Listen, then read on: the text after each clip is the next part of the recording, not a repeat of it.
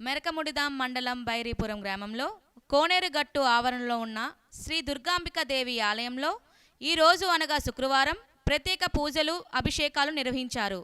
అనేక మంది భక్తులు వచ్చి తల్లిని దర్శించుకుని ప్రత్యేక పూజల్లో పాల్గొన్నారు. ప్రధాన అర్చకులు అరవెల్లి మురారి బాబు ఆధ్వర్యంలో ఈ కార్యక్రమం జరిగింది.